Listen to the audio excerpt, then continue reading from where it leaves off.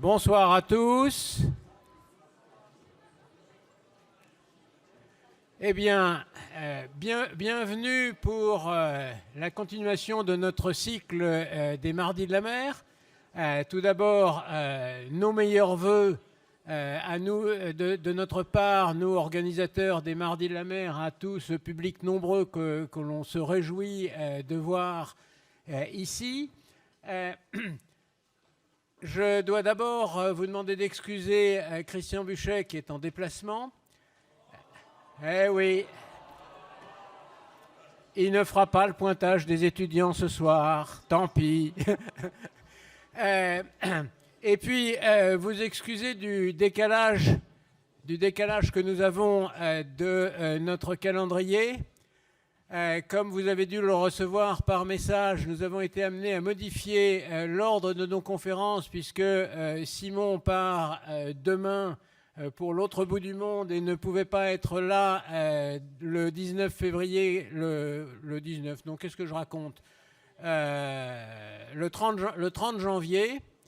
Et donc tout notre programme est modifié puisque Simon intervient aujourd'hui, que Jean-Luc Villemain interviendra le 30 janvier et que Roland Jourdain interviendra le 13 février.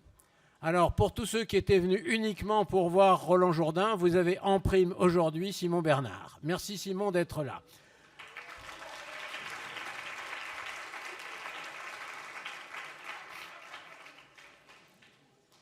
Alors, comme d'habitude, quelques mots pour vous présenter Simon Bernard. Quelques mots, alors je suis modeste parce que je suis extrêmement bavard. Simon, tu grandis en Bretagne, à Concarneau. Après ton bac, en 2009, tu passes 1 an en classe préparatoire à l'école des pupilles de l'air, puis 1 an en Angleterre avant d'intégrer la première promotion du cycle d'ingénieur de l'École nationale supérieure maritime. À la base, tu voulais être inventeur. Tu as toujours été passionné par l'idée d'inventer, de créer des choses. Mais on t'a dit que ce n'était pas un métier. Alors tu t'es tourné vers la marine marchande parce que ça permettait d'avoir à tes yeux un métier hors du commun, où l'on touche à tout, la mécanique, l'exploration, la navigation, l'aventure. Mais tout en poursuivant tes études et tes périodes de navigation, tu t'engages dans de multiples projets immédiatement. Tu commences avec un projet pour réutiliser des savons d'hôtel qui sont quasiment à usage unique. À Marseille, vous récupériez ces savons, puis vous les recycliez dans le sous-sol de l'école. Ensuite, tu montes une équipe pour participer à un concours international, Hydrocontest. L'objectif, c'était d'inventer des bateaux du futur qui consomment le moins d'énergie possible. Il fallait faire une maquette de 3 mètres de long qui transporte 200 kilos pour simuler des navires de commerce ou de passagers. Et vous gagnez le prix de l'innovation. Ça te conforte dans l'idée d'entreprendre. La combinaison de ton métier et de l'entrepreneuriat, tu l'as découverte en faisant un embarquement sur le Nomade des mers, une expédition montée par Corentin de Châtel-Perron. Corentin de Châtel-Perron, je vous rappelle, c'est un des prix des jeunes de l'IFM il y a quelques années. Donc, Corentin de Châtel-Perron qui est parti pendant 6 ans sur un petit catamaran afin de développer des solutions low-tech, des solutions simples, accessibles au plus grand nombre pour avoir accès à l'eau, l'énergie et la nourriture. Tu rejoins l'expédition bénévolement sur ton temps libre entre le Maroc et Dakar et tu développes un désalinisateur pour faire de l'eau douce avec de l'eau de mer. Et puis la même année, tu es remarqué par l'IFM qui t'attribue son prix Avenir. Tu es aussi le lauréat de l'appel à projet Green Tech École lancé par le ministère de l'Environnement, de l'Énergie et de la Mer pour récompenser des projets numériques et écologiques. Ce prix te permet de lancer dans la lutte contre la pollution plastique dans le monde, en particulier celle qui touche l'océan. Tes embarquements t'ont fait prendre conscience de ce fléau, tu veux agir et tu as 1 an de salaire financé. Et ton comparse, Alexandre Deschott, trouvait également les fonds nécessaires pour assurer cette première année de conception du projet et de recherche de premiers partenaires. Ça marche. Et en 2018, vous mettez à l'eau le premier navire au monde qui avance aux déchets plastiques, un premier Plastic Odyssey. En 2019, naît l'idée de créer un véritable navire démonstrateur pour le recyclage et la valorisation de déchets plastiques, de faire un tour du monde en plusieurs années, vous rendant sur les côtes les plus touchées par la pollution plastique, de proposer des solutions adaptables aux environnements locaux pour simultanément réduire la pollution plastique et réduire la pauvreté en faisant vivre plusieurs milliers de personnes. Vous auriez pu gagner aussi alors le concours du plus grand nombre d'emmerdements surmontés. Le navire que vous achetez se révélant au fur et à mesure de sa mise en service est un concentré de vices cachés. Vous pensiez peut-être que votre formation marine marchande faisait de vous des experts, mais tout ça c'est derrière vous et le tour du monde progresse. Pour revenir à toi, tu es pragmatique, tu es cartésien, tu te rattaches au concret, aux chiffres. Tu luttes contre des biais cognitifs qui font parler d'une solution ou d'un problème qui ne représente qu'1% de la réalité, alors qu'en fait, il faudrait d'abord s'attaquer aux 80% les plus faciles. Tu développes des technologies, tu t'appuies sur elles, mais tu sais qu'avant de lutter contre les pollutions, il vaut mieux ne pas polluer et que ça, c'est de la responsabilité et de la capacité de chacun d'entre nous. En 2021, tu es classé parmi les 30 entrepreneurs ayant réussi avant l'âge de 30 ans et dans le classement de Forbes. Mais tu n'as toujours pas attrapé la grosse tête. Tu es toujours simple, ouvert, tu travailles en équipe. La solidarité n'est pas un vain mot pour toi. Tu illustres les grandes valeurs de la mer. Merci d'être là parmi nous ce soir et à toi la parole.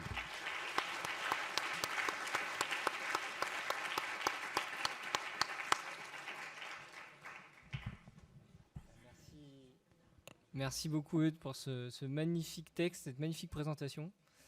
Je vais vous passer rapidement un petit teaser de notre film. Comme ça, vous avez quelques images et puis ensuite, je vous expliquerai un peu la pollution plastique, Plastique Odyssée, d'où on vient et ce qu'on fait aujourd'hui. Chaque minute, c'est plus de 18 tonnes de plastique qui se déversent dans l'océan. Comment est-ce qu'on en est arrivé là ? Révoltés par la pollution plastique qui asphyxie les océans, 3 jeunes Français ont imaginé un navire laboratoire.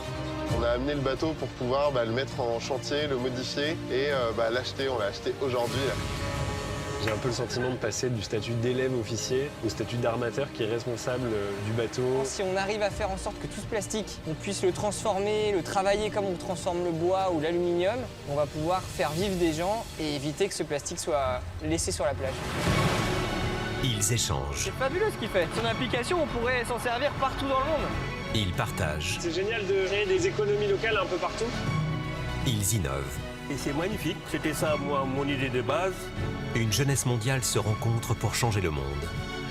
Un vrai succès pour nous, ce sera vraiment une grande fierté. Un voyage de 3 ans qui ne fait que commencer. Rendez-vous de l'autre côté. C'est parti. Une nouvelle génération pleine d'intelligence et de sensibilité s'empare du futur. Ça fonctionne. On est là à Conakry et un tas de plastique qui attend pour être recyclé, c'est incroyable. Création documentaire inédite. Plastique Odyssée. Mercredi 25 octobre à 20h55 sur Canal+ Doc. Je voulais vous rappeler un peu ce qu'était la pollution plastique, parce qu'on est tous au courant de ce problème, mais en réalité, on a une très mauvaise idée de ce que c'est. Alors d'abord, pourquoi c'est important de s'intéresser à la pollution plastique ? On parle beaucoup du carbone, on parle de réchauffement climatique, de changement climatique, qui est évidemment un des grands enjeux majeurs du siècle. Mais il y a un effet secondaire à ça, c'est qu'on parle beaucoup du carbone et donc on a tendance à oublier les autres problématiques environnementales. Par exemple, la perte de la biodiversité. Et la pollution plastique impacte directement cette biodiversité comme d'autres problématiques. Et donc, il y a ce qu'on appelle l'effet tunnel, carbon tunnel vision en anglais, qui est qu'à force de se concentrer sur le carbone, finalement, on peut arriver à des choix qui vont impacter la biodiversité, qui vont finalement avoir plus d'effets secondaires que résoudre le problème. Donc ça, c'est intéressant, je trouve, de prendre conscience de ça, de cet effet carbone et finalement de la multitude de problématiques qu'on a aujourd'hui, qui est bien résumée, je trouve, dans ce diagramme que vous connaissez peut-être, qui représente les limites planétaires, avec le cercle au centre envers les limites planétaires, et puis sur les différentes thématiques, là où on en est aujourd'hui. Alors on voit le réchauffement climatique, on est au-delà, donc en carbone, on a dépassé la limite. Et puis il y a quelques temps, ça fait moins de quelques années, on a découvert qu'il y a ce qu'on appelle les novel entities, qui sont justement toutes les pollutions, y compris la pollution plastique. Et on voit qu'on a complètement dépassé les limites que la Terre pouvait supporter. Et donc ça nous montre un peu que finalement toutes ces problématiques sont connectées et que c'est finalement un problème écosystémique. Donc il faut voir ça dans son ensemble. Et comme tu le disais, moi la pollution plastique, c'est un des sujets qui m'a particulièrement marqué. Ça fait 7 ans maintenant, parce que je l'ai vu, parce que c'est visuel. Ça, c'est l'avantage de cette pollution, c'est que finalement on la voit, contrairement aux autres pollutions chimiques de l'océan, au carbone, qui sont moins visibles. La pollution plastique, quand on voyage surtout, on peut vraiment voir ce plastique qui se déverse dans l'océan. Moi, j'ai décidé de m'intéresser à ça en 2016. Et donc, en me disant, en fait, aujourd'hui, cette pollution, cette production de plastique, elle est exponentielle. On a beau avoir tous conscience de ce problème-là, avoir l'impression d'agir à notre niveau, à l'échelle du monde, cette pollution, cette production de plastique, elle augmente. Alors, est-ce que vous avez une idée de la quantité de plastique qui se déverse toutes les minutes dans l'océan? Combien? 20 tonnes. Alors en fait, quand on a commencé à s'intéresser à ce sujet-là, on était autour de 20 tonnes. Et en fait, aujourd'hui, quand on fait des estimations, quelques années plus tard, on est même plutôt autour de 30 tonnes toutes les minutes. Alors c'est difficile d'estimer cette quantité de plastique, mais en tout cas, cet ordre de grandeur-là, il est quand même énorme. On se rend compte que c'est des montagnes de plastique qui se déversent, qui provient des côtes. Là, on le voit, c'est une photo au Liban, d'une montagne, d'une décharge à ciel ouvert au bord de la mer. Et donc, on imagine bien que dès qu'il y a du vent, des pluies, tout ça, ça se déverse directement dans l'océan. Et alors, on met énormément de plastique dans l'océan, mais finalement, on a une image qui est très fausse, puisque en général, quand on parle de pollution plastique de l'océan, on a tout de suite cette idée d'îles de déchets, de continents de plastique. Vous avez tous entendu parler du 7e continent. Vous avez tous envie d'aller nettoyer l'océan avec des bateaux. En tout cas, c'est ce que tout le monde nous dit en général. Malheureusement, en fait, ça, c'est une fake news. Alors, il y a bien une zone dans le Pacifique qu'on appelle continent de plastique, mais ce n'est pas du tout une île. Ça ressemble à ça. Ça, c'est une vraie image du continent de plastique. En fait, c'est juste une zone qui fait la taille d'un continent, c'est pour ça qu'on l'a appelé comme ça, qui est grand peut-être comme l'Europe, dans laquelle on compte plus de microparticules qu'ailleurs. Mais en réalité, c'est une fraction vraiment infime du problème. Parce que c'est surtout des microparticules. Et si on ramasse la totalité de ce continent de plastique, on a la même chose que ce qui se déverse tous les 2 jours dans l'océan. Donc en réalité, le plastique, même si ça permet d'alerter, de sensibiliser, de parler de continent et ça donne des images, c'est pas du tout là où la pollution se retrouve. Et c'est d'ailleurs ce que les scientifiques appellent le mystère plastique, puisqu'on ne sait pas exactement où est passé le plastique qu'on a mis dans l'océan. On sait qu'on a une pollution qui doit être de l'ordre de 200, 300 millions de tonnes de plastique, mais on ne sait pas exactement où il est, puisque quand on le cherche à la surface, on se rend compte qu'on en trouve très très peu, en réalité. On en trouve moins d'1%, donc c'est vraiment la partie visible de l'iceberg qui n'est pas totalement visible, puisqu'il n'y a pas beaucoup de macro-déchets, donc c'est surtout des microparticules. Alors on en trouve, on trouve quand même des déchets, et on peut en ramasser un petit peu, mais c'est important, comme on le disait, d'avoir cet ordre de grandeur pour savoir où est-ce qu'on peut agir et où est-ce qu'on peut avoir un impact concret. Alors pourquoi ce plastique, on ne le retrouve pas à la surface? Il y a 2 hypothèses. La première, c'est d'abord qu'il coule, puisque la densité de la majorité des différents types de plastique est plus importante que l'eau, donc en fait naturellement il coule. Et pour le reste, il va se charger en biodiversité, en algues, il va se charger en eau, et il va finir par couler. Ça, c'est une des premières hypothèses. La deuxième, c'est aussi qu'il se fragmente. Ça, on le voit, puisque on a vu tout à l'heure ces microparticules, même sur les photos, ça se voit. Nous, on avait rencontré un nageur il y a quelques années qui avait passé 1 mois dans le continent de plastique à nager, et qui nous expliquait que c'était un peu comme quand on est l'hiver, qu'il neige, puis qu'on lève la tête au ciel. Ça fait comme des flocons. Donc c'est vraiment toutes ces petites particules de plastique qui se retrouvent brassées dans ces zones de vortex où les courants océaniques regroupent les déchets plastiques. Et donc, alors, certaines études disent même qu'on ingère, vous avez peut-être entendu ça, 5 grammes, donc une carte bleue de plastique par semaine. Ça, c'est vraiment un des chiffres un peu choc qui alerte, mais effectivement, il y a énormément de plastique qui se retrouve au quotidien dans notre alimentation, dans l'eau qu'on boit. Donc, ce qui est assez fou, c'est que partout où on cherche du plastique, on en trouve dans le sang humain, dans le cerveau.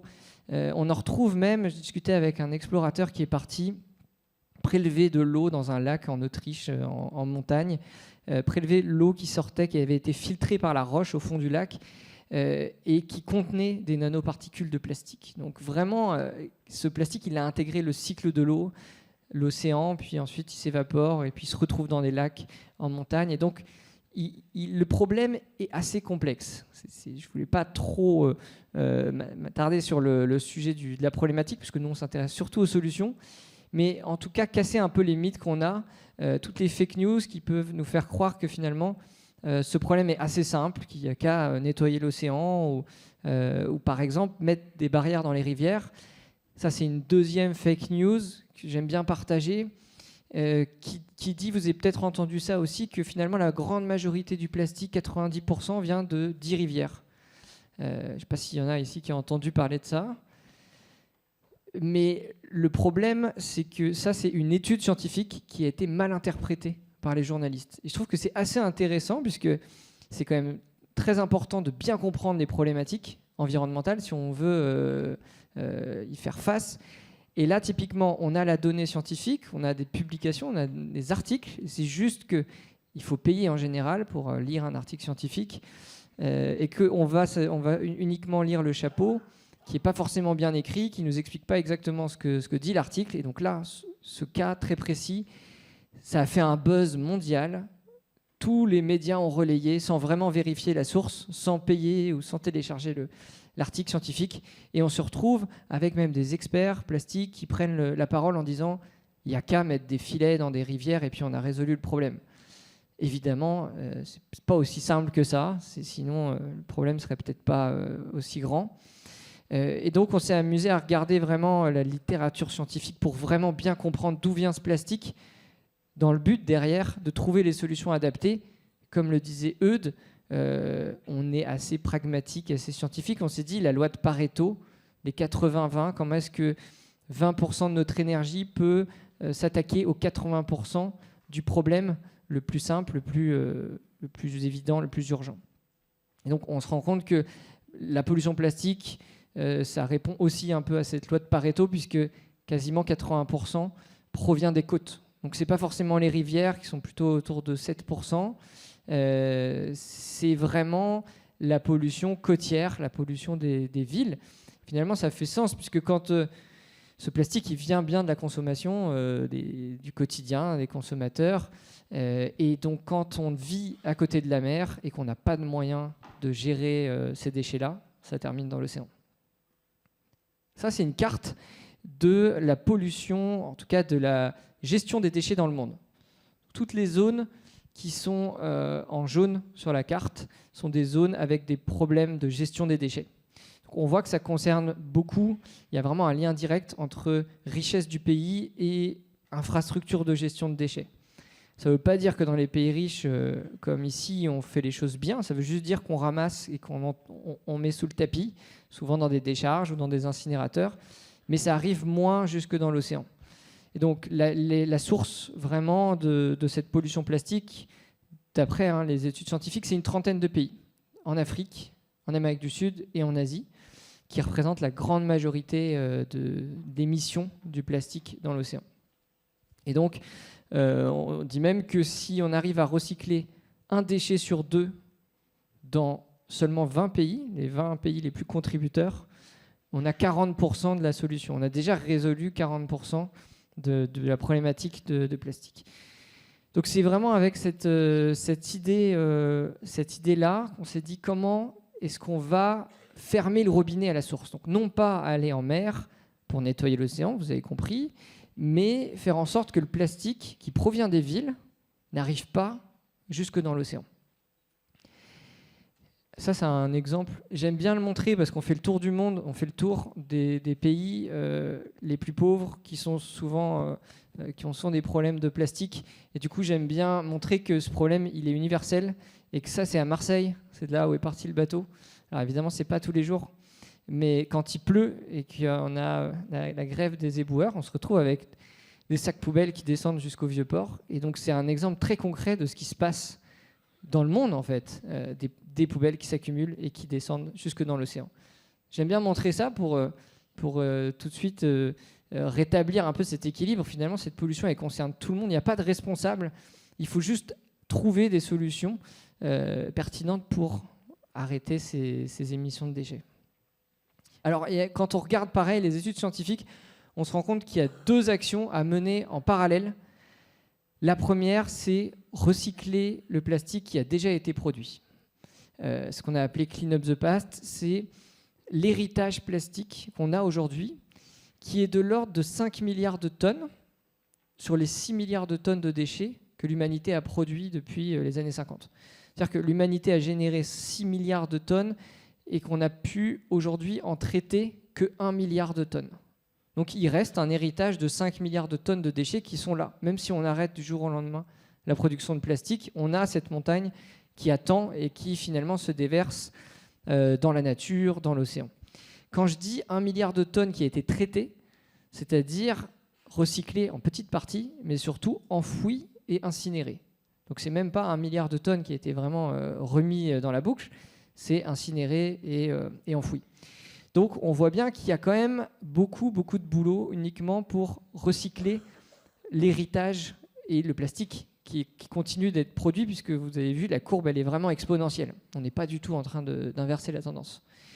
Et évidemment, la deuxième action qu'il faut vraiment mener en parallèle, c'est pas l'un ou l'autre, c'est vraiment les deux en même temps, c'est la réduction du plastique, la réduction de la consommation de plastique, trouver des alternatives, changer les comportements. Et là, vous allez voir, c'est quand même beaucoup plus compliqué, puisqu'il ne s'agit pas de trouver des solutions techniques, il s'agit de trouver des solutions pour faire changer notre cerveau. Et là, c'est beaucoup plus compliqué, puisque ça ne fait pas appel à des ingénieurs, ça fait appel à quelque chose qu'on connaît un peu moins. En tout cas, on sait moins comment changer le système, les mécanismes du comportement humain. Donc c'est quelque chose sur lequel on travaille aussi beaucoup, ça nous intéresse, de savoir comment est-ce qu'on peut arrêter d'utiliser autant de plastique. Alors je vais commencer par vous raconter un petit peu ce qu'on fait pour essayer de recycler cet héritage plastique, pour essayer donc de travailler avec les pays qui ont le plus de problématiques en termes de recyclage, ce qu'on a appelé Clean Up the Past.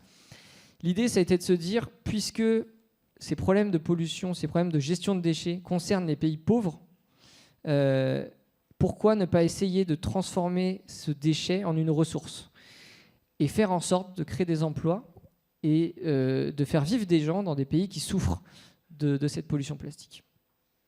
Alors ça fait quelques années, dès le début, on s'est rendu compte que finalement le plastique, on pouvait en faire pas mal de choses intéressantes. On pouvait en faire du carburant, par exemple. Alors ça c'est une des idées, mais on peut transformer les déchets plastiques pour en faire jusqu'à 1 litre, avec 1 kilo de plastique, jusqu'à 1 litre de diesel et d'essence. Donc, dans des endroits qui n'ont pas d'accès à l'énergie ou qui utilisent des groupes électrogènes, déjà ça permet d'éviter l'extraction du pétrole, ça permet d'éviter quand même du pétrole. On peut faire des matériaux de construction. Ça, c'est des pavés qui ont été fabriqués à partir du plastique et donc qui permettent de paver les routes, par exemple, de Conakry. Il faut savoir que Conakry, en Guinée, il y a quand même assez peu de bitume. C'est des rues en terre et comme il fait très chaud, la municipalité arrose avec de l'eau pour éviter que ça fasse des nuages de terre. Donc on utilise de l'eau, il n'y a déjà pas beaucoup d'eau, pour essayer de pallier à ce problème, alors qu'on pourrait utiliser finalement des déchets plastiques transformés en pavés. On peut transformer ces déchets pour en faire des tuiles. Pareil, ce qui est intéressant avec les tuiles en plastique recyclé, c'est que ça isole de la chaleur. Et donc contrairement aux tôles qui sont utilisées en général, aux tôles métalliques, qui isolent pas du tout la chaleur, donc il fait tellement chaud que parfois les gens vivent dehors. Là, on a un double avantage, c'est que on est capable d'isoler. Donc ça, c'est aussi quelque chose qui se fait actuellement depuis plusieurs années. On peut faire aussi du bois plastique, des matériaux de construction pour fabriquer des palettes de transport, pour fabriquer du mobilier, des bancs, des tables. Tout ce qui pourrait être fabriqué en bois, finalement, peut être fabriqué avec ces déchets plastiques. Et un dernier exemple, c'est les tuyaux qui peuvent être aussi, qui peuvent acheminer l'eau, les eaux usées. Souvent, quand on a un problème de pollution plastique, on a aussi un problème d'eau usée. Donc là, pareil, on fait d'une pierre deux coups. Toutes ces solutions-là, on en avait entendu parler, on savait que ça existait, on savait qu'on pouvait faire du carburant, on savait qu'on pouvait faire plein de choses avec ce plastique. Mais on s'est dit, il faut qu'on puisse promouvoir ça pour que ces solutions soient répliquées dans les endroits où il y en a le plus besoin. Et donc, en 2017, tout juste sorti d'école, on s'est dit qu'il fallait faire connaître ces solutions. On s'est mis à développer donc un premier prototype, un premier bateau qui était vraiment une sorte de bateau ambassadeur, en se disant si on arrive à montrer que des solutions fonctionnent à petite échelle, dans des milieux sur un bateau donc isolé du monde, potentiellement ça peut fonctionner partout.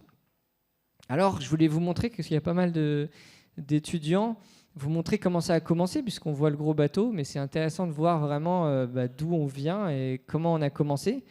Ça a commencé en récupérant 2 coques de Tornado qui appartenaient à un ancien champion olympique qui nous avait prêté ça. Et on avait comme objectif d'en faire un bateau ambassadeur. Alors là, on voit les premiers essais de stabilité sur ces 2 coques de catamaran. Et donc ça ne ressemblait pas à grand-chose. Et c'est à ce moment-là que j'ai rencontré Roland Jourdain, un tout petit peu avant, donc je connais depuis le début et qui a cru en nous.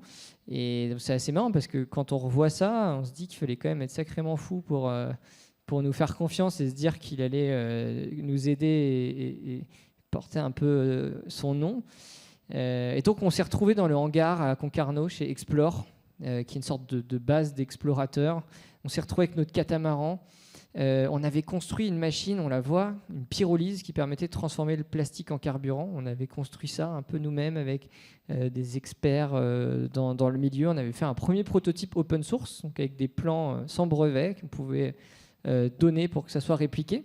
Et on voulait faire la preuve de concept que finalement, un peu comme de la DeLorean de Retour vers le futur, pour ceux qui connaissent, on met du plastique dans le réservoir, on fait du carburant, on fait avancer le bateau. Et donc, on fait la démonstration que des systèmes, en tout cas, existent. L'idée, c'était vraiment de marquer les esprits, c'était de se faire connaître et de montrer qu'il y avait des choses possibles. C'était évidemment pas de fabriquer des bateaux comme ça, ni de nettoyer l'océan avec, mais c'était d'avoir un premier coup de projecteur en montrant ce qu'on était capable de faire techniquement. Et donc, on avait imaginé ce bateau qui était assez futuriste. Et on pouvait voir la transformation. Donc c'était vraiment conçu comme un peu un circuit imprimé où on pouvait voir le plastique qui se transformait, les gouttes de carburant qui coulaient. Et donc, c'était assez didactique. Et on a fini, donc on a fait un tour de France en 2018. On a fini par gruter ce bateau sur le toit des Galeries Lafayette, ce qui était complètement fou. Et à partir de ce moment-là, les gens ont commencé à nous croire, à se dire tiens, ces jeunes-là, ils vont peut-être quand même faire des choses parce qu'ils sont quand même assez fous pour avoir fermé le boulevard Haussmann et gruté un bateau pendant une semaine sur le toit des Galeries Lafayette, qui nous avait invités à présenter ce concept. Et donc à partir de là, effectivement, on est passé aux choses sérieuses. On a acheté un navire de 40 mètres, qui est un ancien navire de recherche océanographique. On se dit que c'était une bonne idée de recycler un vieux bateau plutôt que d'en construire un. Et on a eu énormément de galères. Je vous passe les détails. On a écrit un livre et on a fait un film, mais à tel point que quand on a raconté ça quasiment à la fin, puisqu'on a raconté ça au départ du bateau, déjà nos sponsors nous ont dit « Heureusement que vous ne nous avez pas tout dit parce qu'on ne vous aurait pas suivi ». Et puis, il y a des explorateurs qui étaient là qui ont dit je pense qu'il y avait l'échelle de Richter pour les séismes. Maintenant, il y aura l'échelle de Plastic Odyssey pour les galères. Tellement on a essuyé de galères. Ça a commencé par l'amiante. On avait un certificat comme quoi il n'y avait pas d'amiante. Le bateau était rempli d'amiante. On a passé 1 an et demi, quasiment 2 ans à tout reconstruire. Et puis, 1 mois avant le départ du bateau, on s'est rendu compte qu'il fallait encore un vis caché, que toute la coque arrière était à changer, que les épaisseurs de tôle étaient trop fines, que les mesures étaient fausses. Et donc là, on est reparti pour 1 an de chantier. Donc on a explosé toutes les estimations. Au lieu d'un chantier qui devait durer 6 mois, ça a finalement duré 3 ans. Donc ça a été assez compliqué, même d'un point de vue financier, d'arriver à mettre ce bateau à l'eau. Mais on ne pouvait pas faire autrement, on ne pouvait pas abandonner. Et puis surtout, on ne pouvait pas abandonner pour une histoire qui finalement n'était pas le cœur de ce qu'on voulait faire. On ne voulait pas faire... l'objectif, ce n'était pas de faire naviguer un bateau, c'est l'outil qui nous permettait d'aller diffuser des solutions de recyclage. Heureusement, on est passé pas loin. Heureusement, on a réussi à prendre la mer l'année dernière, le 1er octobre 2022, avec un navire qui était pensé un peu comme un ambassadeur, un laboratoire du recyclage et de la réduction aussi du plastique. Et donc tout l'arrière du bateau, c'est un vrai atelier avec 150-200 mètres carrés quasiment d'atelier de recyclage qui qui donc parcourt le monde depuis l'année dernière. Alors là, on a bien avancé puisqu'on est parti de Marseille. Je vous raconterai un peu ce qu'on a vu au passage. On est parti de Marseille, on a fait un tour de la Méditerranée, de l'Afrique de l'Ouest, on a traversé l'Atlantique. On a fait une mission qui vient de se terminer en Amérique du Sud. Donc Brésil, Caraïbes, on a passé le canal de Panama, on est arrivé jusqu'en Équateur, juste dernièrement avant que ça commence à devenir trop compliqué. On a eu un peu de chance sur ce coup. Et le bateau est en ce moment en plein milieu du Pacifique. C'est pour ça que je le rejoins bientôt. Donc pour attaquer une nouvelle phase qui va être le Pacifique Sud, l'Asie du Sud-Est et l'Afrique. Et alors l'idée avec ce navire, comme je vous disais, c'est de faire en sorte, en tout cas sur cette partie de recyclage, de travailler avec des entrepreneurs du recyclage qui vont derrière monter des initiatives et recycler du plastique. Là, on voit ce qu'on a appelé l'Onboard Lab, qui est une sorte d'incubateur pendant le mois d'escale. Ça, c'est celui de Dakar. Donc, en général, on sélectionne une dizaine d'entrepreneurs. On a entre 30 et jusqu'à 300 candidatures. On a eu pour venir justement en formation à bord de ce navire.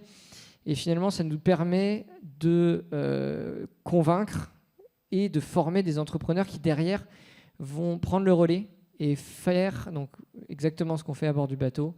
Je vous montrerai ça en détail, mais toute la chaîne de transformation pour faire des tuiles, pour faire des pavés et monter des économies locales qui transforment les déchets plastiques.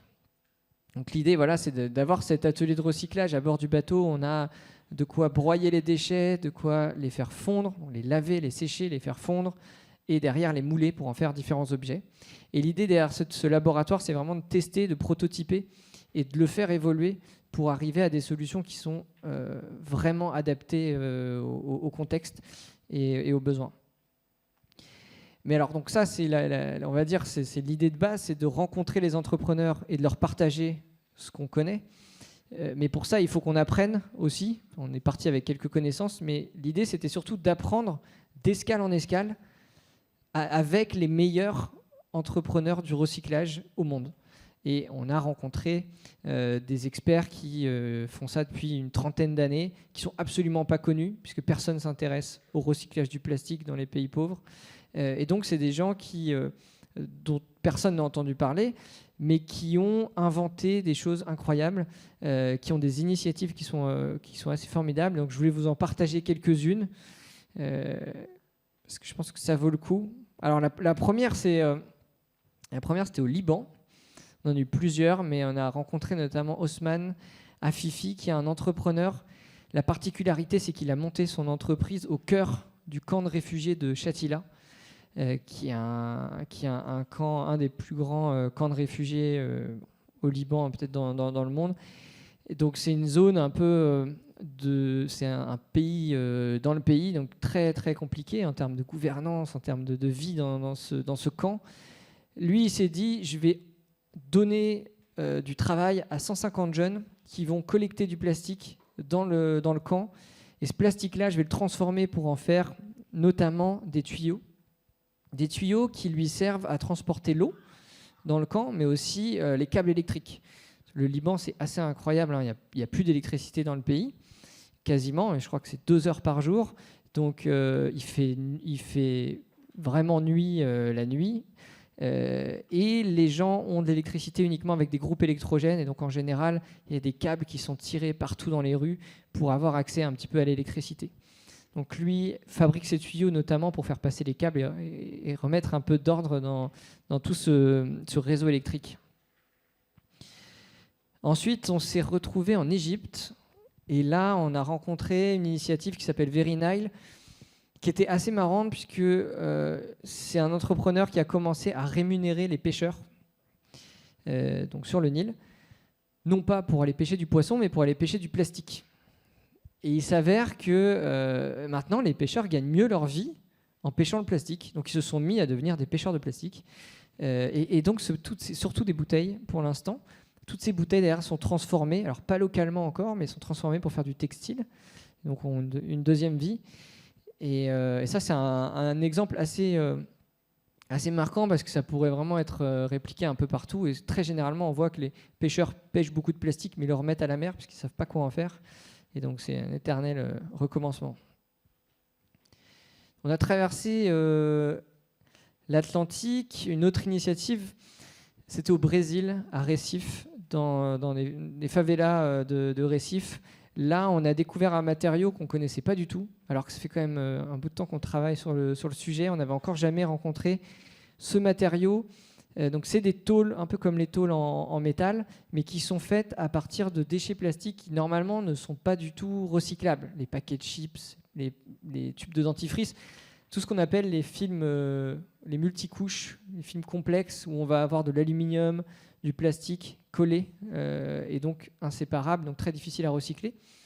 Et là, en fait, il y a une technique très simple qui utilise de la vapeur d'eau pour faire chauffer et agglomérer ces matériaux. Alors, ça marche vraiment avec ces matériaux-là, et les transformer en tuiles pour les toits.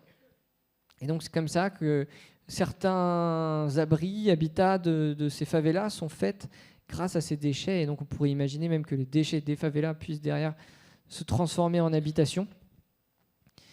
Et alors, je vous montrerai juste après un projet encore plus dingue là-dessus. Ensuite, on était en République dominicaine. Pareil, un autre projet très marquant qui a été initié par un prêtre sur place dans une zone très pauvre qui n'a pas accès à l'éducation, où les enfants n'allaient pas à l'école.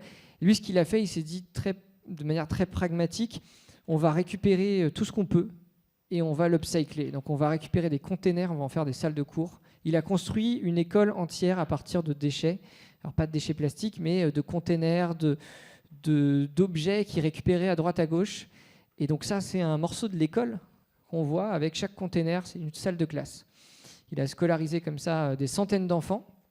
Et comme ce n'était pas suffisant, il s'est dit on va aller encore au-delà, il y a des déchets dans le quartier, puisque c'est des quartiers qui vivent littéralement au bord du fleuve Osama dans Saint-Domingue et qui n'ont pas du tout de collecte de déchets. Donc les sacs poubelles sont directement jetés dans la rivière. Et on peut le voir quand on remonte la rivière, c'est impressionnant, il y a des rivières de plastique parce que les gens ne peuvent pas faire autrement que de jeter à l'eau dans la rivière les déchets. Donc lui, il s'est dit, je vais échanger 3 sacs de plastique contre un sac de nourriture. Une fois par mois, alors il le faisait une fois par semaine, là c'était une fois par mois. Évidemment, c'est pas encore parfait, vous voyez, il y a plein de plastique dans la nourriture qu'il donne, donc c'est un peu dommage. Mais ce qui est incroyable, on a pu assister à une collecte, c'est de voir qu'à partir de 5h du matin, les gens faisaient la queue pour ramener leur sac et se battaient pour pouvoir amener leur sac et recevoir la nourriture. Donc, pareil, le modèle économique là est pas complètement résolu, c'est encore subventionné, mais en tout cas c'est aussi un bon exemple d'incentive qui permet la collecte du plastique et qui pourrait inspirer plein d'autres pays. Une autre initiative à Bogota en Colombie, pareil pour rejoindre un peu la thématique des tuiles. Ça, on ne dirait pas vraiment, mais c'est une maison qui est faite entièrement à base de planches en plastique. Donc toutes les planches qu'on voit, c'est des planches en plastique recyclées. Donc c'est tout un réseau de travailleurs. Il y a 60 000 personnes qui vivent du recyclage depuis la collecte qui est formalisée, donc avec des gens qui sont vraiment rémunérés pour aller collecter les déchets, recycler pour en faire des planches. Et ensuite, il a intégré toute la chaîne puisqu'il va jusqu'à la construction de ces maisons. Donc il a des menuisiers qui sont des menuisiers plastiques maintenant et qui fabriquent des maisons. Alors, j'ai eu la chance de passer un week-end chez Silvio, qui est vraiment l'expert à Bogota du recyclage et qui a construit cette petite maison de vacances qui est assez incroyable parce que c'est sur 2 étages quand même et tout à l'intérieur est fabriqué en plastique recyclé. Là, on voit les fenêtres. Ça, c'est une autre maison qu'il est en train de construire. Ça va même jusqu'à l'escalier. L'escalier qui va au 2e étage est fait en plastique. On ouvre les tiroirs de la cuisine, c'est fait avec des planches de plastique. 100% de sa maison a été construite comme ça. Donc c'est vraiment une des initiatives qui nous a marqué. Et il a une expertise, ça fait 30 ans qu'il fait ça aussi, qui est assez incroyable dans ce recyclage-là. Et on se rend compte que finalement, chaque personne qu'on a pu rencontrer a un petit bout de la solution et qu'il suffit finalement de mettre en contact ces entrepreneurs, d'échanger cette connaissance pour faire grandir tout le monde et faire en sorte que toutes les bonnes idées ne soient pas uniquement cantonnées à une région, mais puissent se répandre un peu partout. Alors quand on a poussé un petit peu la réflexion, on s'est dit en fait pour aller encore plus loin, on va construire des usines, des micro-usines dans des containers. On avait commencé un premier test à Marseille, puis on a construit ces containers usines dans lesquels on va retrouver les différentes machines, donc un peu à l'image de ce qu'on peut avoir sur le bateau. On va retrouver un broyeur, donc on va broyer les déchets, une extrudeuse, c'est une machine donc, qui permet de faire fondre les copeaux de plastique. On voit les copeaux de plastique qui sont fondus pour en faire une pâte. Cette pâte, elle est mise ensuite dans un moule. Là, c'est une usine qui fabrique les pavés pour la Guinée. Et donc, assez rapidement, on va pouvoir comme ça fabriquer des pavés. Alors, ça reste une petite échelle, c'est des micro-usines qui permettent de traiter 100 tonnes de plastique par an. Mais l'idée, c'est de créer un réseau de micro-usines dans les pays qui vont travailler ensemble, qui vont pouvoir mutualiser la collecte, la vente des pavés, des produits finis, la maintenance, et faire en sorte d'éviter le transport, puisque c'est ça finalement qui est coûteux, c'est d'avoir du transport, surtout dans des villes comme à Dakar, la ville peut être bloquée pendant plusieurs heures à cause du trafic. Et donc le grand challenge de ces déchets, c'est d'arriver à les transporter. Donc on ne peut pas imaginer des systèmes comme chez nous, on va centraliser le traitement des déchets, on a des camions poubelles qui passent et on amène ça dans des usines. Là, l'idée, c'est de décentraliser le recyclage et donc d'amener finalement ces micro-usines là où les déchets sont produits et d'avoir aussi le débouché, donc là, les pavés, quasiment utilisés, en tout cas vendus à côté de l'usine. Typiquement, ce qui marche beaucoup, c'est de se dire, on amène... je sais pas, le jour du marché, par exemple, à la fin du marché, le sol est rempli de plastique. On ramasse ce plastique et puis la semaine d'après, on a construit 10 mètres de pavés, de trottoirs en plus pour le marché. Donc, ça peut vraiment être une économie assez locale. En tout cas, c'est ça qu'on essaye de mettre en place. Et la première unité, on l'a construite en collaboration avec Mariam, qui est une entrepreneure assez incroyable, qui a à peu près notre âge, qui vit à Conakry, en Guinée, qui avait déjà une entreprise qui transformait le plastique pour en faire des pavés, mais qui faisait ça de manière très artisanale avec un chaudron qui mettait le feu au plastique pour le faire fondre. Donc l'idée, là, ça a été d'amener un système un peu plus industriel, semi-industriel, pour faire la même chose, mais déjà avec des pavés de meilleure qualité et surtout sans polluer et sans fumer. Donc voilà, ça, c'est cette micro-usine qui s'est pas été simple de l'amener jusqu'à Conakry, en tout cas jusqu'à l'emplacement qui est quand même assez éloigné, et très compliqué d'accès, mais qui emploie aujourd'hui une dizaine de salariés. On en a installé 3 en Afrique et on construit en ce moment un réseau. On va tester justement de répliquer ce modèle au Sénégal et de servir d'exemple derrière pour le diffuser dans d'autres pays. Ça, c'est pour la partie recyclage. Et je voulais aussi rapidement vous parler de la partie réduction. Alors on est un peu schizophrène à bord de ce bateau, puisqu'on a 2 équipes. Une équipe qui se dit comment est-ce qu'on fait en sorte que ce plastique, on va montrer que c'est formidable et qu'on peut en faire des choses incroyables. Et puis une autre équipe qui se concentre sur comment est-ce qu'on va expliquer aux gens qu'il faut arrêter le plastique. Donc ce n'est pas les mêmes cibles. Sur le recyclage, on parle à des professionnels, à des recycleurs. Donc c'est plutôt de l'entreprise, du professionnel. De l'autre côté, on parle au grand public et aux plus jeunes. Et alors avec un constat qui est quand même assez incroyable, on le voit beaucoup chez nous, mais c'est encore pire dans les pays où on peut aller, par exemple en République dominicaine. Ça, c'est une photo d'un supermarché en République dominicaine où tout est emballé, même des bananes qui sont épluchées, emballées dans du plastique, des oignons, dans des barquettes en polystyrène. Donc il y a une quantité de plastique qui est incroyable. Un des trucs qui nous a marqué aussi, c'est des emballages, des boîtes en polystyrène qui sont utilisées tous les midis quasiment par tous les travailleurs, tous les gens qui travaillent commandent ça. Et en fait, les plats arrivent dans ces barquettes. Ils appellent ça des ordinateurs puisque ça s'ouvre un peu comme un portable. Et donc tous les midis, ils ouvrent leur barquette en polystyrène, ils mangent, ils referment et ils jettent. Et donc il y a vraiment littéralement cette rivière et ces rues qui deviennent blanches de polystyrène. Et donc ça, c'est très compliqué à recycler. Typiquement, c'est vraiment un des déchets qu'il faut réduire, qu'il faut éliminer. Alors, on le teste à bord du bateau, de manière assez, on va dire, classique, de la vie un peu zéro déchet à bord. Mais en tout cas, ça devient compliqué quand on doit faire nos courses dans des endroits comme ça, quand on doit trouver des endroits pour se passer de plastique, c'est quand même pas facile, en fonction des pays d'escale. Et puis, on a quand même des systèmes qui sont assez intéressants. Par exemple, on a marinisé une unité de potabilisation. C'est un partenaire, une start-up française qui développe ça, qui sont des systèmes qui permettent de filtrer l'eau, potabiliser l'eau.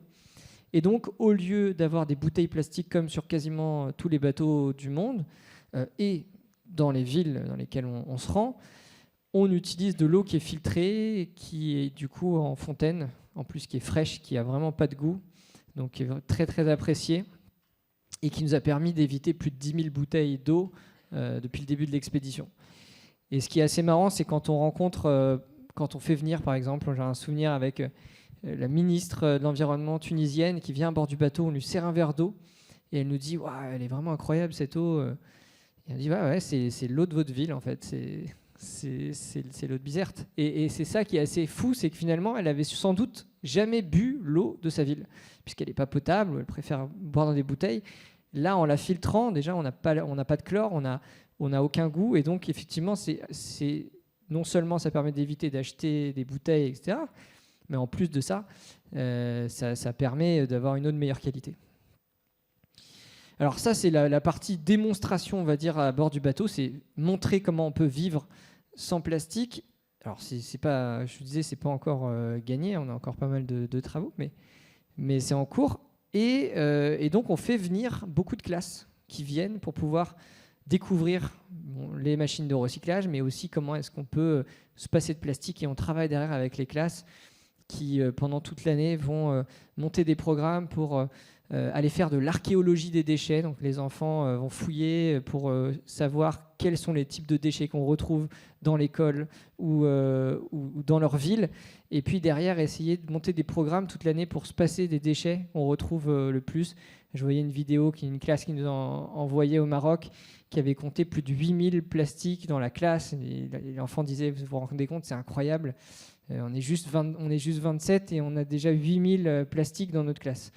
Donc c'est la puissance, je pense, de sensibiliser les jeunes, elle est assez énorme. Et on dit souvent, un enfant sensibilise 6 ou 7 adultes. Et donc, on a vraiment à cœur d'accueillir des écoles et de travailler avec ces jeunes qui deviendront des futurs explorateurs, des futurs recycleurs, et en tout cas qui vont éviter chez eux d'utiliser du plastique. Alors, quelques initiatives aussi qu'on a rencontrées, il y en a beaucoup moins forcément de réduction, c'est plutôt dans les pays riches qu'on va retrouver des initiatives, mais en Guadeloupe, on a découvert la première unité de potabilisation dans un petit container, donc basé sur la même chose que ce qu'on a à bord du bateau, et qui permet de donner une source d'eau potable aux habitants qui est 2 fois moins chère que l'eau en bouteille. Donc ça, c'est intéressant puisque l'eau du robinet est pas vraiment potable, il y a beaucoup de pesticides, mais la moitié de la population est obligée, n'a pas les moyens de faire autrement. Donc là, ça apporte une manière de consommer de l'eau de bonne qualité. On a, pareil, vu aussi quelques initiatives. On utilisait des feuilles de palmier qui sont compressées, chauffées, pour en faire ce qui pouvait être en plastique avant, des assiettes, des bols, des couverts. Donc, je vous parlais de ces barquettes en polystyrène. On a exactement vu la même chose à partir de ces feuilles de palmier qui sont aussi un déchet. Et puis une dernière initiative qui est très intéressante. Alors ça, c'était en Équateur. Et je ne sais pas si vous avez une idée de ce que c'est. C'est du mycélium. C'est la racine des champignons qui, en fait, quand on le met dans un moule, prend la forme du moule et devient un matériau qui ressemble au polystyrène, donc qui est isolant, ignifugé naturellement, et donc qui permet de remplacer le polystyrène, notamment dans le transport, les cales qu'on a dans l'électroménager, où on peut imaginer beaucoup d'applications. Donc ça se fait dans le monde entier, mais là on l'a vu pour la première fois en Équateur, à Guayaquil, à une échelle petite, parce que c'était un petit appartement avec très peu d'investissement finalement. Et donc on peut imaginer que aussi ce type d'initiative se réplique assez facilement. Alors ça, c'était pour la partie recyclage. Alors, recyclage et réduction. Avant de conclure, je voulais vous partager la prochaine mission qui sort un tout petit peu de ce qu'on a l'habitude de faire, puisque, comme je vous le disais, on s'intéresse vraiment à stopper la pollution plastique avant qu'il soit trop tard. Mais il s'avère que dans 2 semaines, 3 semaines, on passe à côté d'une île qui est connue, qui s'appelle l'île Henderson, qui se trouve vraiment au milieu de nulle part. Là, vous pouvez le voir ici, dans l'archipel des Pitcairn. Et c'est une île déserte qui est connue. Pourquoi ? Parce que c'est l'île la plus polluée au monde. Alors, il y a 5 ans, c'est une expédition scientifique qui donc a fait une mission sur cette île et on comptait les morceaux de plastique. Alors déjà, pour arriver jusqu'à la plage, c'est quand même très compliqué puisqu'il y a une barrière de corail qui empêche l'accès. Et donc là, on le voit, il faut faire le tour de l'île, traverser la jungle, descendre cette falaise de 15 mètres, juste pour arriver sur cette plage. Et donc ensuite, cette plage, elle ressemble à ça. Donc ça, c'était avant le nettoyage. Il y a à peu près 18 tonnes de plastique, beaucoup mélangé dans le sable en microparticules. Et donc l'expédition de 2019 a réussi, c'était une expédition qui était organisée par des Britanniques, a réussi à ramasser environ 6 tonnes de plastique. Voilà, là on voit ces big bags avec tous ces déchets de plastique. Et on en a entendu parler il y a 5 ans, puisque ça a fait un buzz médiatique. Alors parce que c'était l'île la plus polluée au monde, mais surtout parce que tous ces déchets qui avaient été ramassés sont encore là-bas. Ils n'ont pas pu extraire ces déchets et ils ont dû les laisser sur place, les laisser dans des endroits identifiés en disant on les laisse pour une prochaine expédition. Pourquoi est-ce qu'ils ne les ont pas ramassés ? C'est justement parce qu'il y a cette barrière de corail qui est infranchissable. Alors ils ont essayé de traverser, ils se sont retournés, donc ils ont vite abandonné cette idée. Et donc, pareil, on ne pouvait pas les ramener par la terre, puisqu'il faut escalader une falaise, à peu près à 1 heure de marche dans la jungle. Donc les 6 tonnes, ce n'était pas possible de les ramener. Donc nous, on s'est creusé la tête, on s'est dit, on a un bateau qui peut recycler ces plastiques. On n'a pas beaucoup d'argent, mais on a quelques idées. Alors essayons d'aller extraire ces déchets. On a organisé une expédition, ça fait 6 mois qu'on travaille dessus. Donc je pars, comme je disais, après-demain pour rejoindre l'équipe. On est une quinzaine de personnes. On va vivre pendant 10 jours sur cette plage, sur cette île déserte, avec bien sûr toute la logistique, produire de l'eau douce, la nourriture, et puis surtout extraire ces déchets. Et alors je ne sais pas si vous avez des idées de comment est-ce qu'on va extraire les déchets pour faire face à cette problématique de barrière. Toi, tu sais. Je ne sais pas si vous avez des idées. On va tester plusieurs choses. Ouais, ça serait pas terrible. Et surtout que c'est une réserve UNESCO. C'est une des plus grandes réserves de biodiversité au monde. Donc c'est ça qui est assez fou, c'est qu'à la fois il y a cette richesse de biodiversité, et à la fois il y a tous ces déchets. Donc c'est assez dramatique. Alors les bouées, puisqu'il y a quand même 1200 bouées de pêche qui sont là, donc ça c'est quand même compliqué parce que ça prend beaucoup de place. Ces bouées de pêche, on va les attacher les unes aux autres, on va en faire une guirlande qui va traverser donc la barrière de corail. Donc ça devrait a priori fonctionner. Et puis après on a eu une idée un peu plus folle.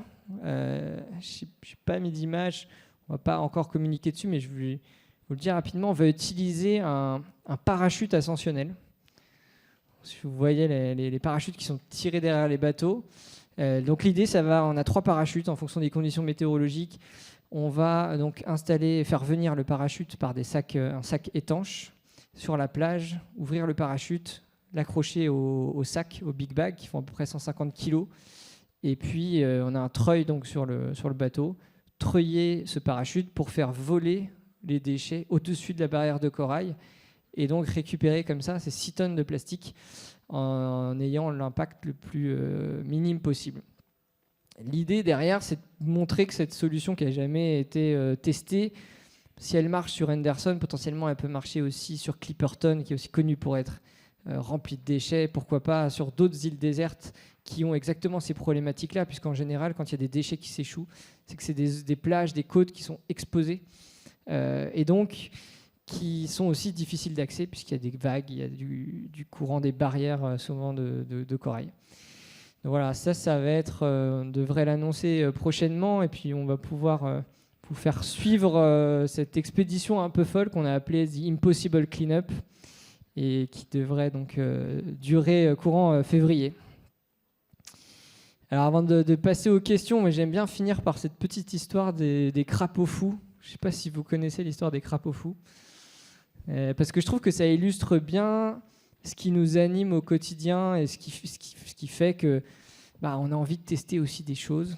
Alors l'histoire des crapauds fous, c'est que on dit que les crapauds se déplacent, souvent migrent en groupe, et qu'en fait régulièrement ils se retrouvent à traverser une autoroute, une route, et à se faire écraser.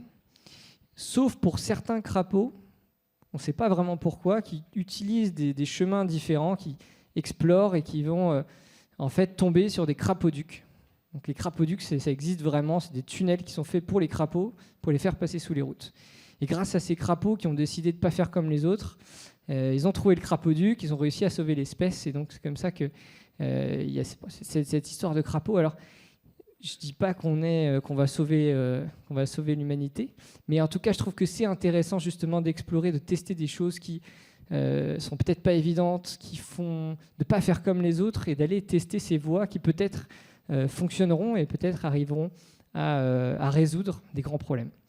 Voilà, je vous invite à tous être un peu des crapauds fous. Merci.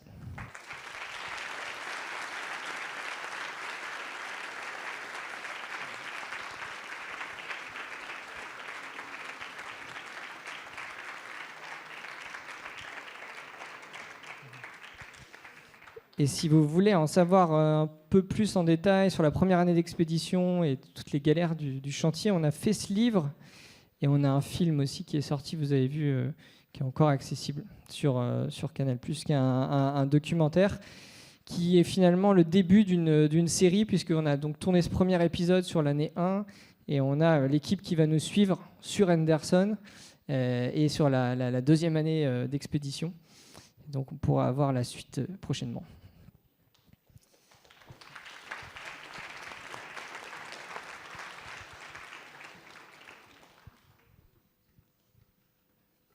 Alors, les questions. Qui veut poser la première question? Il y a 2 premières questions là. Ah, allez, commençons là.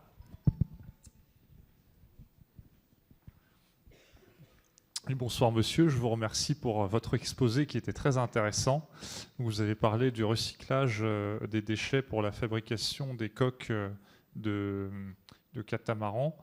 Je voulais savoir s'il y avait des projets d'études de la conception de coques, de porte-conteneurs et de cargos à partir de matériaux recyclés dans un contexte où les armateurs doivent montrer une image écologique. Mais merci pour la question. C'est pas évident parce qu'en fait les porte-conteneurs sont plutôt en métal. Alors il y a les bateaux en plastique sont plutôt des bateaux de plaisance, mais en réalité c'est pas tout à fait le même plastique. C'est du plastique on appelle thermodurcissable. Donc en fait on peut pas le recycler, on peut pas le faire fondre pour en refaire du plastique. Donc c'est une des grandes problématiques de la plaisance, notamment, c'est qu'est-ce qu'on fait de toutes ces coques en plastique qui ont finalement une durée de vie et souvent qui sont abandonnées. Alors, Notamment la pyrolyse, ça pourrait être, c'est peut-être pas rentable encore, mais une des solutions, puisqu'en fait, quand on pyrolyse, on va chauffer, donc on va craquer les molécules de plastique. Donc en fait, on pourrait transformer la résine, récupérer la fibre d'un côté et récupérer la résine, l'énergie de l'autre. Mais bon, ça ne se fait pas encore totalement. Je pense que ce n'est pas très rentable encore. Bonsoir monsieur, je vous remercie. C'était passionnant, très intéressant et ça fait voir un autre côté qu'on voit pas souvent, de voir ces petites mains, enfin à votre échelle, quand même faire quelque chose de plutôt impressionnant.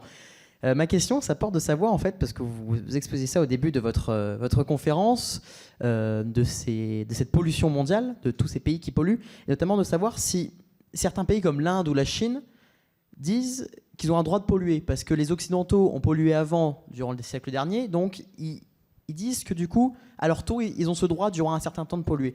Qu'est-ce qu'on peut leur dire vraiment face à ça, notamment face au plastique?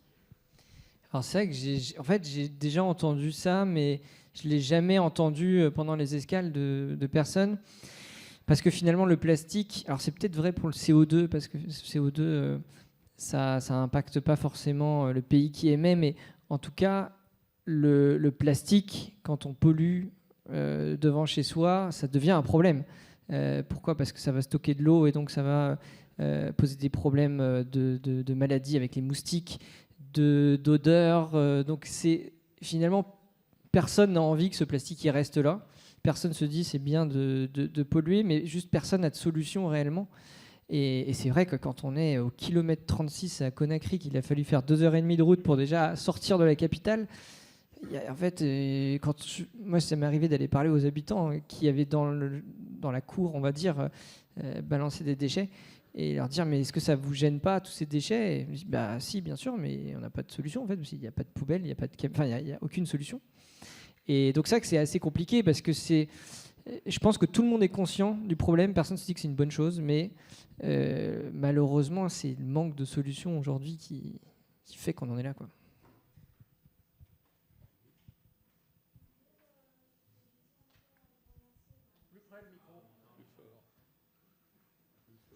Pour cette très belle présentation. Je voulais vous poser une question par rapport au fait que vous aviez évoqué, le fait que vous avez un problème pour, par exemple, réussir à tout simplement à attraper, j'ai envie de dire, les déchets qui se trouvent au sein des fonds marins. Et est-ce que, par exemple, je sais que le droit de la mer, ça peut être un peu compliqué, mais est-ce que, par exemple, au niveau du droit de la mer, il y a des obstacles, par exemple, au niveau de vos opérations? Alors, en fait, c'est assez compliqué de dépolluer l'océan. C'est pour ça qu'on n'essaye pas de le faire, nous. Il y a des projets qui essayent de ramasser un peu de plastique en surface, en chalutant. Au fond des océans, personne n'essaye, parce que déjà, c'est très profond. Et puis il faut se rappeler de quelque chose, c'est que l'océan, c'est pas uniquement de l'eau, c'est avant tout de la vie, c'est une des plus grands réservoirs de biodiversité. Donc en fait, si on essaye de filtrer l'océan, on va aussi filtrer la vie qu'il y a, et donc c'est pas forcément évident, c'est pas forcément la meilleure chose à faire. Et c'est pour ça qu'aujourd'hui, il faut vraiment fermer le robinet avant d'essayer de nettoyer l'océan. En tout cas, c'est un peu l'approche qu'on a aujourd'hui.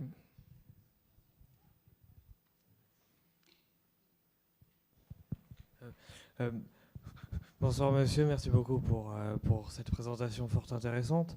Vous avez parlé au début de votre présentation des microplastiques qui étaient, si j'ai bien compris, la majorité de la pollution. Et donc, même si vous venez de le dire, vous ne travaillez pas trop sur la dépollution, mais existe-t-il des projets justement pour traiter efficacement ces microplastiques,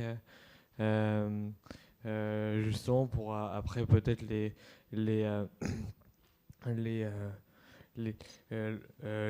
transformer, mais histoire ou alors est-ce que à partir du moment où un microplastique ou quelque chose est à l'état de microplastique dans l'océan, est-ce un peu perdu, ou alors ça... Alors je pense qu'une fois que c'est dans l'océan, effectivement, c'est vraiment compliqué, justement, pour cette problématique de biodiversité qu'il peut y avoir, de micro-organismes.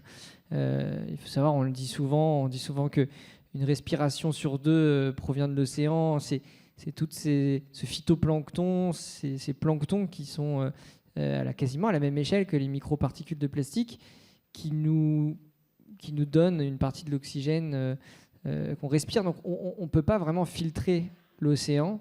Ce ne serait pas forcément une bonne idée. Par contre, on peut filtrer les microparticules avant qu'il soit trop tard, avant que ça arrive dans l'océan. Et donc, nous, on parle beaucoup de macro-déchets, des déchets qui sont encore visibles. Mais il y a aussi une source de pollution qui provient des microplastiques qu'on appelle primaires. Donc, c'est vraiment les microplastiques qui ne sont pas des plastiques dégradés, qui sont sous forme de microplastiques, comme on peut les retrouver, par exemple, quand on fait une machine à laver avec des vêtements en polyester, en plastique. C'est pour ça aujourd'hui qu'il y a des normes sur les nouvelles machines à laver pour filtrer ces microplastiques. Et donc de plus en plus de machines sont équipées. Nous, on teste différents systèmes à bord de filtres, de sacs filtrants dans lesquels on met nos vêtements avant de les mettre à la machine. Donc on peut réfléchir comme ça. Les microparticules de la peinture, par exemple, aussi. Des pneus. Il y a beaucoup de sources de microparticules primaires, mais plus c'est petit, plus c'est difficile à capter. Et donc c'est vrai que nous, on s'intéresse, il y a des choses qui commencent à exister, mais on s'intéresse d'abord au plus simple, à ce qui est visible, ce qu'on peut ramasser facilement. Mais c'est vrai qu'il y a aussi d'autres problématiques.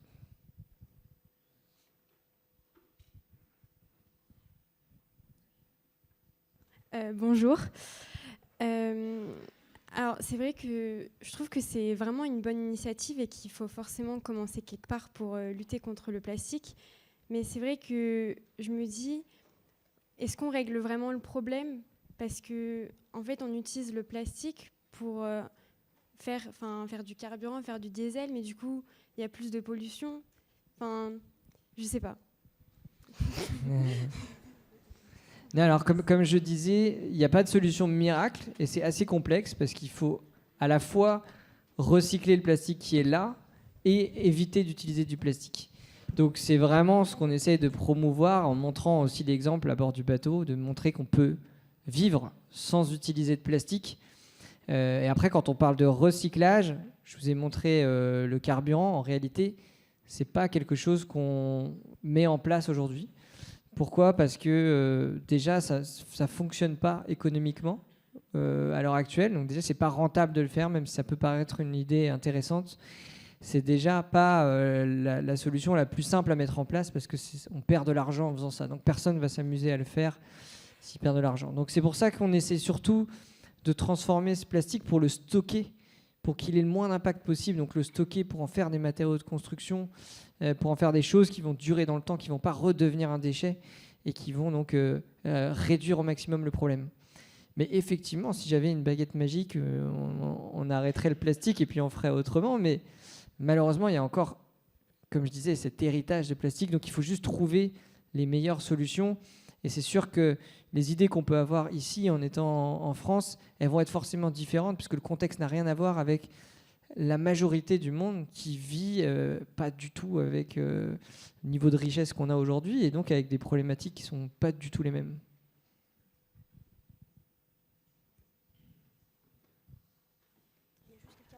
Oui.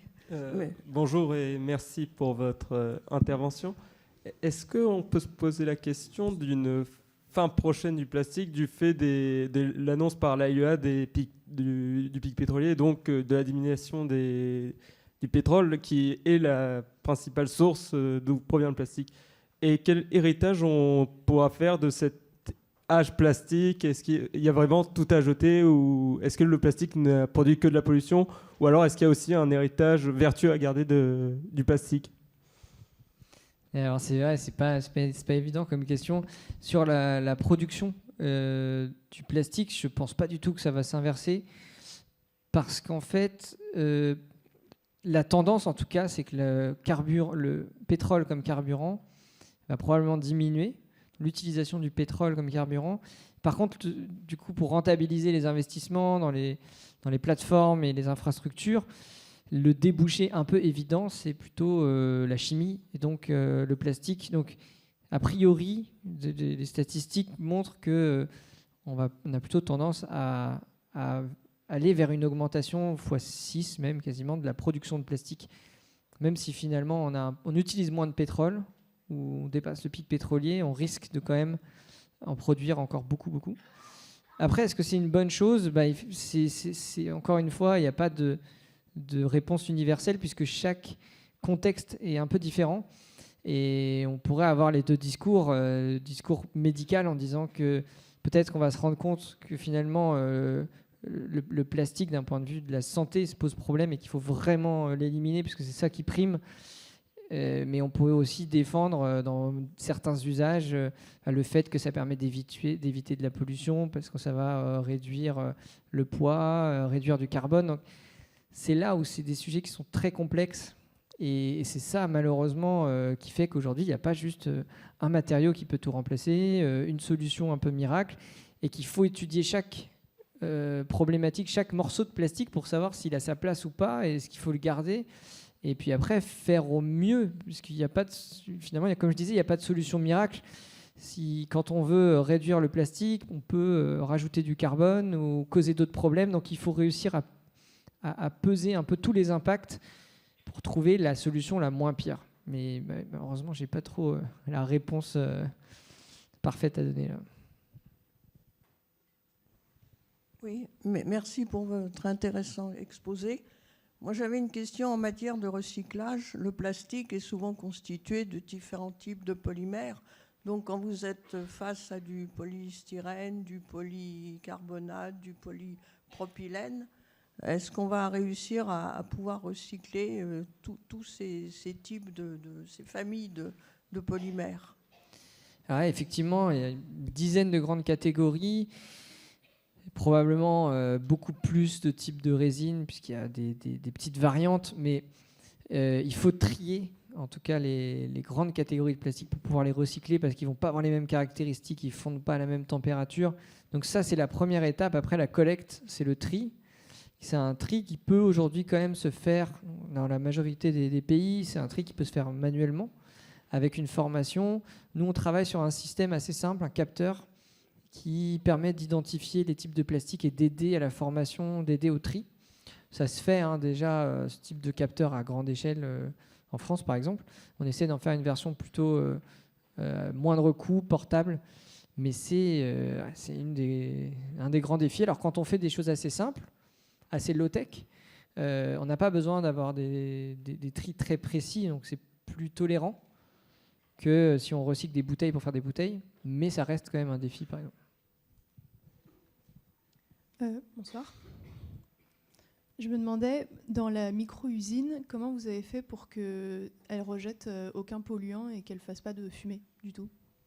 Alors, les fumées, c'est vraiment assez simple. C'est ce qui va se faire dans l'industrie classique. On a une hotte aspirante. Alors, sachant que ce n'est pas vraiment des fumées puisque le plastique n'est pas brûlé, mais on va avoir pas mal de vapeur qui va, quand si le plastique est mouillé. Donc, il y a quand même des fumées à aspirer. Et après, la grosse question, c'est surtout sur l'énergie pour l'usine. Et donc là, l'idée, c'est d'explorer un peu différentes possibilités solaires. On va installer à Saint-Louis une usine probablement solaire. On va essayer aussi un axe que j'aimerais bien creuser, un peu plus low-tech, qui est d'utiliser du biogaz, puisqu'on a vu beaucoup d'extrudeuses qui fonctionnaient au gaz, notamment à Bogota. Donc pour chauffer le plastique, c'est du gaz qui est utilisé plutôt que d'avoir une résistance électrique. Et donc ça permet quand même d'utiliser par exemple du biogaz qui pourrait être issu de biodigesteurs, donc faire fermenter les déchets alimentaires pour produire du gaz, pour recycler le plastique. Alors, c'est tellement de sujets qu'il faut commencer par un bout et puis ensuite l'améliorer. Mais moi, mon rêve, c'est d'avoir des écosystèmes qui sont complets, où il n'y a pas de déchets, où finalement tout est réutilisé, où les biodéchets deviennent de l'énergie, où le plastique est recyclé et où chaque intrant et chaque déchet qu'on va avoir va être réutilisé. Mais effectivement, c'est un des sujets importants et c'est toujours le truc, c'est comment est-ce qu'on peut réussir à faire le mieux possible, sachant qu'effectivement, à côté de l'usine qu'on a mis en Guinée, il y a des tas de déchets qui sont brûlés à l'air libre Et donc, c'est vraiment réussir à faire du mieux possible dans ces contextes. Bonsoir et merci pour votre parcours. Est-ce que vous avez des conseils justement pour nous, à notre échelle, réduire notre consommation plastique voilà, en tant qu'étudiant? Je pense qu'il faut... déjà, il faut comprendre le changement de comportement. Donc, comment est-ce qu'on passe de j'utilise du plastique, par exemple, à j'arrête complètement. Déjà, il faut se dire qu'on n'y arrivera pas d'un coup. On n'arrivera pas à passer à être parfait du jour au lendemain. Donc, c'est vraiment un cheminement. Et il faut avoir conscience du cheminement. Pour y arriver, il faut aussi avoir conscience qu'il y a des rechutes. Ça, c'est intéressant parce que souvent, on se dit j'ai essayé de moins utiliser de plastique, de moins manger de viande, etc. Mais j'ai échoué parce que j'ai rechuté, j'ai acheté une bouteille plastique. Et en fait, c'est pas grave. Il faut se dire que c'est dans le processus. C'est pas un retour en arrière, c'est une étape d'après. Et moi, ça m'arrive, on a des gourdes, mais ça m'arrive de l'oublier ou de pas pouvoir faire autrement. Et donc, j'achète une bouteille en plastique et je suis très triste. Mais c'est pas très grave parce qu'en fait, c'est le cheminement. Et donc, après, c'est assez connu ce qu'on peut faire. Les gourdes, on peut transporter un mug isotherme réutilisable pour aller prendre son café quand on est en déplacement ou autre. Acheter en vrac. En France, c'est très simple parce qu'on a quand même beaucoup de facilité à trouver de la nourriture sans plastique, à trouver des alternatives. Mais vraiment, c'est pas le cas ailleurs. Donc, profitez et rendez-vous compte de la chance que vous avez de pouvoir faire autrement et de pouvoir consommer un peu différemment. Mais ouais, tout est bien documenté, mais c'est ce qu'il faut garder en tête, c'est que c'est pas grave de rechuter, il faut se donner des petits objectifs et puis essayer de les atteindre petit à petit. Mais on est sûr que la prochaine fois, vous aurez une gourde au lieu d'avoir une bouteille plastique.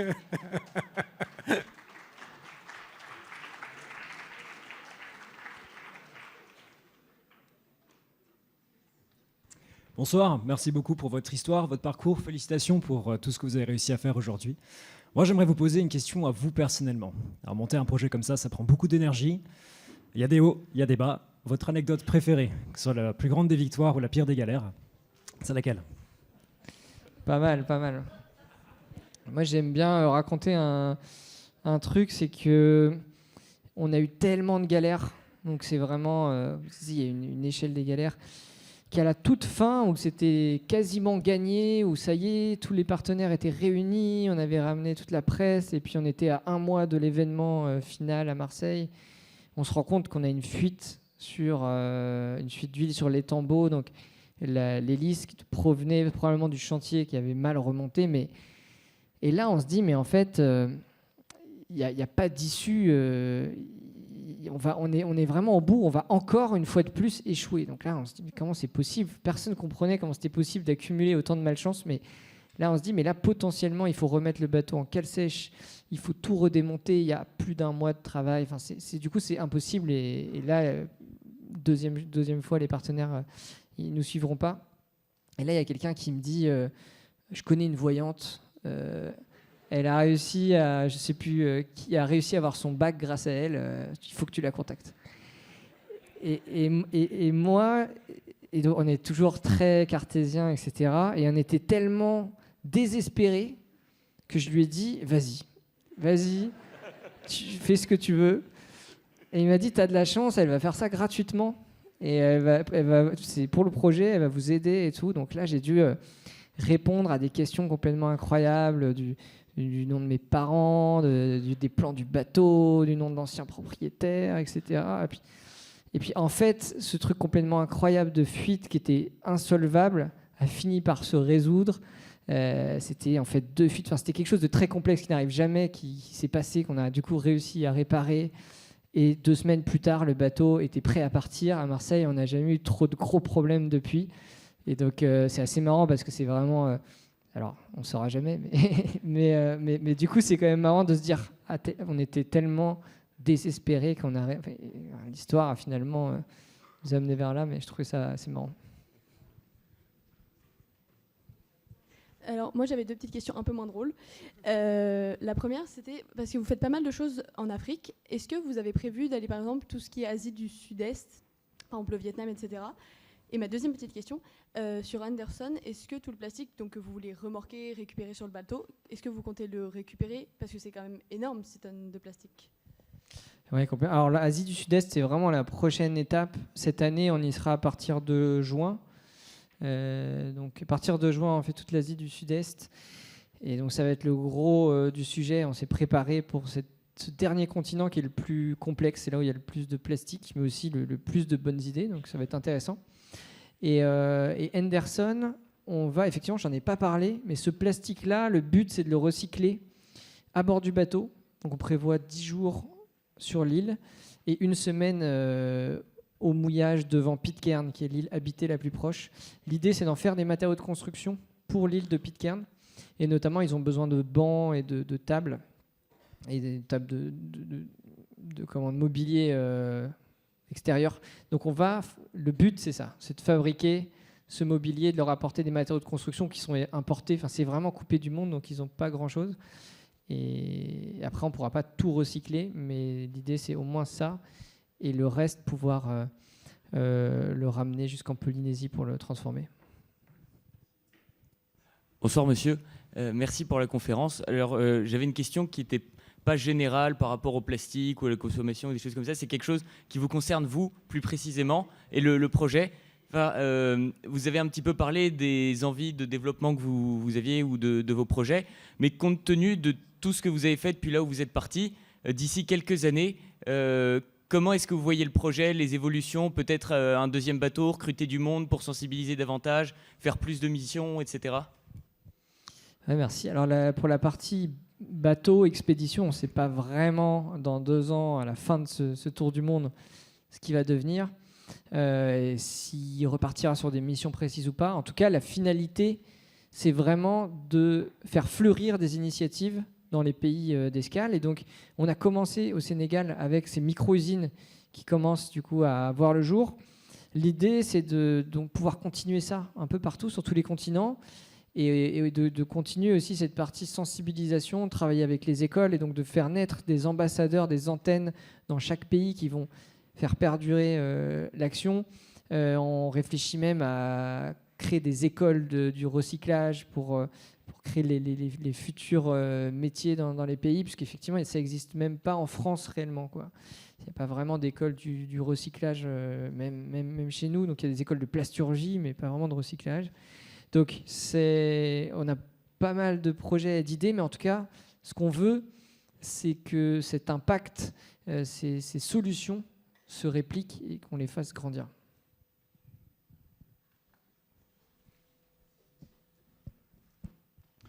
Bonsoir, et puis encore une fois, bonne chance pour votre odyssée qui est loin d'être achevée, on l'a vu sur la carte. La navigation va être encore longue, puis j'espère que vous n'aurez pas encore d'autres ennuis importants. J'avais donc 2 questions. La première va être assez rapide, mais concernant juste le bateau. On vous voit aujourd'hui ici avec nous alors que le bateau est en train de faire la traversée dans le Pacifique. En fait, je me posais la question, est-ce que le bateau est utilisé seulement à quai comme laboratoire démonstratif, ou est-ce que vraiment des gens travaillent en mer sur les questions justement de recyclage et le bateau est utilisé tout le long de la traversée et de l'expédition, ou sinon c'est seulement justement un démonstrateur finalement à quai. Et ma deuxième question était justement sur les micro-usines. Est-ce que vous fixez avec eux un impératif de rentabilité, ou est-ce que c'est vraiment essentiellement à visée expérimentale et sociale, j'ai envie de dire, que vous les implémentez à lors de vos différentes escales? Merci. Merci. Pour la première question, donc le bateau, il n'a pas un rôle, on ne travaille pas à la mer. Donc c'est plutôt un outil qui se déplace de pays en pays. L'action est plutôt dans les pays. Donc après, on a des gens qui travaillent sur le bateau, qui améliorent l'atelier de recyclage. Donc on profite de ces temps entre 2 escales pour justement débriefer un peu tout ce qui s'est passé, améliorer les machines, réparer ce qui a cassé. Donc c'est plutôt un temps technique, on va dire, entre 2 escales. Et pour les micro-usines... Ouais, l'idée, c'est vraiment d'arriver avec des modèles qui sont économiquement viables, pas uniquement techniques, même socialement, économiquement et techniquement qui sont viables. Et c'est ça le plus dur, c'est de trouver les modèles économiques. Alors théoriquement, c'est facile. Sur des tableaux Excel, on arrive à avoir des retours sur investissement de quelques années, de 3 ans. Maintenant, il faut tester sur le terrain, voir comment ça fonctionne. Et donc, on a commencé par juste installer des usines en se disant on va trouver des entrepreneurs qui vont se débrouiller. En fait, on se rend compte que c'est quand même très compliqué parce que quand on est loin de tout, déjà pour la maintenance, pour aller démarcher des gens, pour aller vendre les pavés, ou quand on est une petite équipe en plus, on n'a pas les moyens de payer un commercial, de payer un technicien. Donc, c'est pour ça qu'on a évolué vers un modèle où on s'est dit on va faire travailler toutes ces micro-usines ensemble. Et donc, on va pouvoir mutualiser la maintenance, avoir une personne qui s'occupe de la maintenance de plusieurs usines, pouvoir avoir un showroom, on va pouvoir faire promouvoir ces tuiles ou trouver des contrats qui vont servir à tous ces entrepreneurs. Mais donc l'idée, c'est vraiment ça, c'est de ne pas se retrouver dans un modèle associatif. Il y a plein de projets comme ça qui existent, qui permettent de sensibiliser. Nous, on a vraiment envie que ces entrepreneurs puissent gagner leur vie et que ça soit rentable et que du coup, ce modèle puisse se répliquer facilement parce qu'il va pouvoir aller chercher des financements plutôt de type investissement avec des banques ou des partenaires comme ça. Donc c'est pas facile. C'est pour ça aussi qu'il n'y a pas encore beaucoup de recyclage, mais c'est l'objectif. Donc Simon, votre prochaine étape, c'est de faire du microcrédit. Alors c'est ça, le microcrédit, normalement le microcrédit c'est autour de 5 000 €. C'est ça. Du coup, nous on est dans une échelle qui est plutôt du mésocrédit, qui ne se fait pas beaucoup, mais effectivement, il y a aussi toute une innovation économique à trouver avec des structures comme l'AFD ou d'autres structures qui ont des budgets, mais qui ne savent pas encore totalement faire des petits investissements. Donc en général, ils font des projets à 10 millions d'euros. Donc il faut trouver une manière, avec des partenaires comme ça clés, de trouver des budgets qui vont être divisés, répartis. Alors ça va être une sorte de mix entre du microcrédit et de l'investissement classique, mais en tout cas, ouais, il y a beaucoup d'inspiration là-dessus. Bon, alors moi, ma question, ça va un peu rejoindre tout ce qui est financement. Donc vous nous avez parlé de votre guerre acharnée contre le plastique, mais le nerf de la guerre, c'est l'argent. Vous nous avez parlé de votre livre et des films. Comment peut-on vous soutenir autrement ? J'ai pas eu le temps de scanner le QR code, donc je ne sais pas où ça mène, mais comment vous soutenir ? Merci. Alors effectivement, le livre, honnêtement, c'est pas vraiment ça qui permet de financer le projet, mais c'est plus une belle manière de raconter et d'inspirer, j'espère, d'autres à faire la même chose ou à s'engager. Et après, effectivement, on a sur le site, on peut donner, donc faire des dons au projet. Et puis donc c'est un modèle un peu hybride puisqu'on est financé à la fois par des partenaires plutôt type sponsor, comme ça peut se faire dans la course au large par exemple, dans le sport. Et donc là, c'est une vingtaine de sponsors d'entreprises. Et à côté de ça, des dons, du mécénat et du mécénat privé qui permet d'avoir ce mix-là qui aujourd'hui nous permet de faire toutes ces actions des scolaires jusqu'aux entrepreneurs, jusqu'à cette expédition. Bien, merci beaucoup à vous tous pour votre attention. Merci. Rendez-vous dans 15 jours pour écouter Jean-Luc Villemain nous parler des enjeux des câbles sous-marins. Et puis, merci infiniment à toi d'avoir essayé de nous transformer en crapauds fous. Et visiblement, tu as commencé à réussir. Bravo.